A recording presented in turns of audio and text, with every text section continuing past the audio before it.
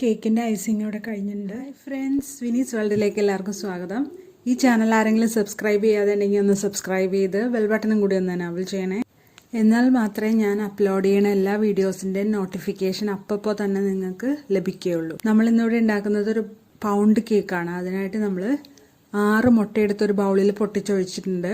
2 cup മൈദ വേണം. അതിലേക്ക് 2 teaspoon baking powder, 1/2 teaspoon baking soda. ഇത്രയും സാധനങ്ങളിട്ടൊന്ന് മിക്സ് ചെയ്യണം. ടീസ്പൂൺ എന്ന് പറഞ്ഞാൽ ചെറിയ സ്പൂൺ തന്നെയാണ്. കേക്കിൻ്റെ റെസിപ്പി ചെയ്യുമ്പോൾ കറക്റ്റ് അതുപോലെ തന്നെ ഫോളോ ചെയ്താൽ മാത്രമേ നമുക്ക് ഫൈനൽ പ്രൊഡക്റ്റ് നന്നായിട്ട് വരുള്ളൂ. ഇപ്പോൾ ഇത് നന്നായിട്ട് മിക്സ് ചെയ്ത് കൊടുത്തിട്ടുണ്ട്. ഇനി നമ്മൾ എടുത്തു വെച്ചേക്കണ 6 മുട്ട അതൊന്ന് അടിച്ചു കൊടുക്കുക. നിങ്ങൾക്ക് ബീറ്ററില്ലെങ്കിൽ മിക്സിയിലിട്ടൊന്ന് അടിച്ചു കൊടുത്താലും മതി. ഇപ്പോൾ നന്നായിട്ട് പൊങ്ങി വന്നിട്ടുണ്ട്. അതിലേക്ക് നമ്മൾ പഞ്ചസാര, 1 കപ്പ് പഞ്ചസാര അല്ലായിരുന്നു, അത് ഇട്ട് കൊടുക്കുകയാണ്. 1 കപ്പ് പഞ്ചസാര എടുത്ത് പൊടിച്ച് കിട്ടണം, മുഴുവൻ നമ്മൾ ഇട്ട് കൊടുക്കുന്നുണ്ട്. ഇനി നന്നായിട്ട് മിക്സ് ചെയ്തെടുക്കുക. ഇതിപ്പോൾ നന്നായിട്ട് പൊങ്ങി വന്നിട്ടുണ്ട്. ഇതിലേക്ക് നമ്മൾ പൊടി ഇട്ട് കൊടുക്കുകയാണ്. 2 കപ്പ് പൊടി. നിങ്ങൾക്ക് ഫുൾ വേണ്ടാന്നുണ്ടെങ്കിൽ ഇതിൻ്റെ പകുതി എടുത്താൽ മതി കേട്ടോ. പകുതി പൊടി എടുത്താൽ മതി. എന്നിട്ട് അതിൻ്റെ എല്ലാം പകുതിയാക്കിയിട്ട് ചെയ്താൽ മതി. ഈ റെസിപ്പി മൊത്തമായിട്ട് പകുതിയാക്കണം. ഇപ്പം ഞാൻ 2 കപ്പ് മൈദയാണ് ഇട്ട് കൊടുക്കുന്നത്. എന്നിട്ട് നന്നായിട്ട് ഫോൾഡ് ചെയ്ത് കൊടുക്കുക. കൂടുതൽ ബീറ്റ് ചെയ്താലും ഇതിൻ്റെ ഫ്ലഫിനെസ്, ഇതിൻ്റെ സോഫ്റ്റ്നെസ് പോവും.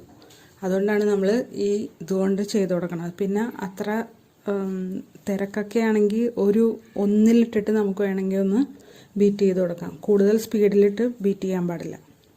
പൊടി മുഴുവൻ ഒറ്റയടിക്കിട്ട് ബീറ്റ് ചെയ്യാനും ഫോൾഡ് ചെയ്യാനും പാടില്ല. കുറേശ്ശെ ആയിട്ടിട്ട് ചെയ്യാൻ പാടുള്ളൂ.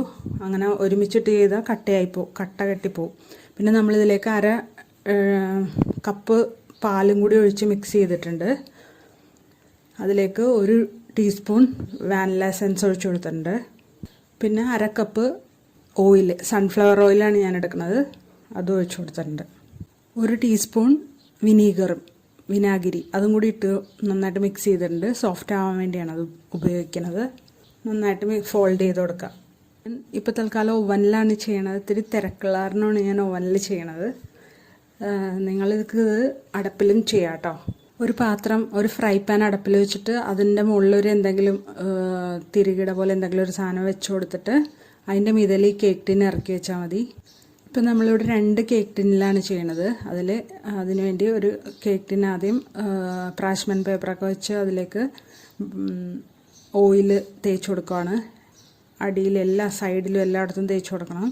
എന്നിട്ട് നമുക്ക് ഇത് പെട്ടെന്നാവാൻ വേണ്ടിയാണ് ഇപ്പോൾ ഞാൻ 2 പാത്രത്തിൽ വെക്കണത്. നിങ്ങൾക്ക് ഒറ്റ പാത്രത്തിൽ വെച്ചാൽ മതി. അപ്പോൾ കുറച്ച് സമയം കൂടുതലെടുക്കും. വലിയ കേക്കാണല്ലോ. ഇത് നമ്മൾ ഒരു പാത്രത്തിലേക്ക് ഒഴിച്ചു കൊടുക്കുകയാണ്.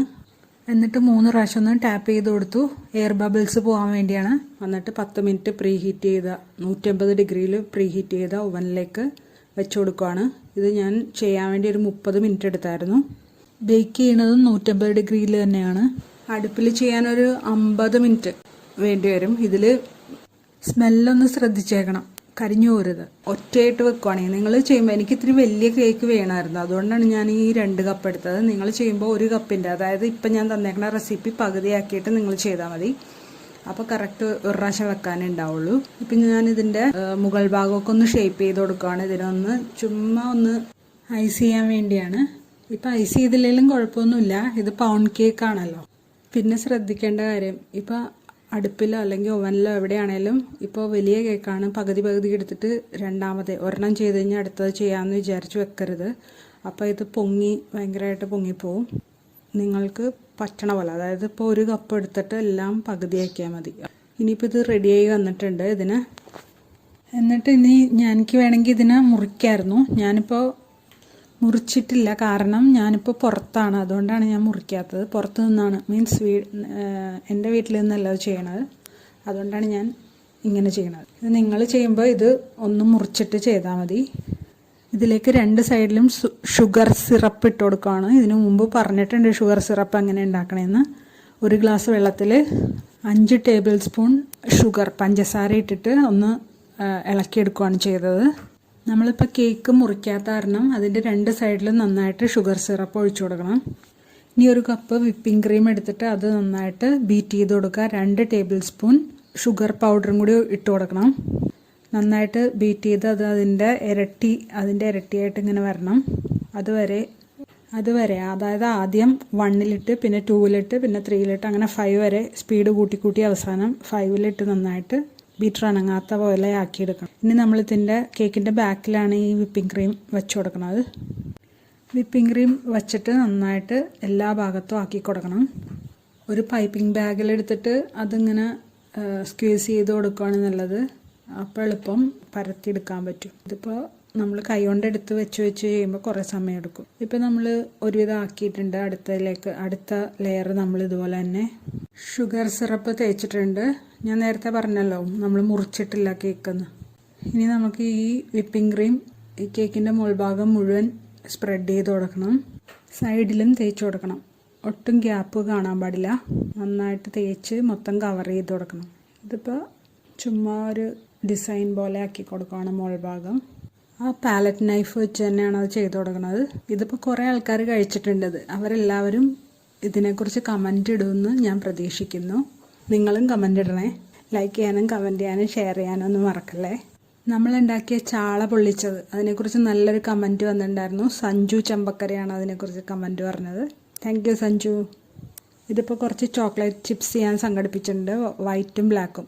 വൈറ്റ് ആൻഡ് ഡാർക്ക് ചോക്ലേറ്റ് ചിപ്സാണ് കിട്ടിയേക്കുന്നത്. ഇതും സ്പോൺസർ ചെയ്തത് രമ്യ തന്നെയാണ്. വിപ്പിംഗ് ക്രീം തന്നത് രമ്യ തന്നെയാണ്. Thank you. ആ ചോക്ലേറ്റൊക്കെ വെച്ച് ഞാനൊന്ന് ഡെക്കറേറ്റ് ചെയ്തിട്ടുണ്ട്. ഇത് എല്ലാവർക്കും ഇഷ്ടമായി എന്ന് വിചാരിക്കണം. എങ്കിൽ സബ്സ്ക്രൈബ് ചെയ്യാൻ മറക്കല്ലേ. Thanks for watching.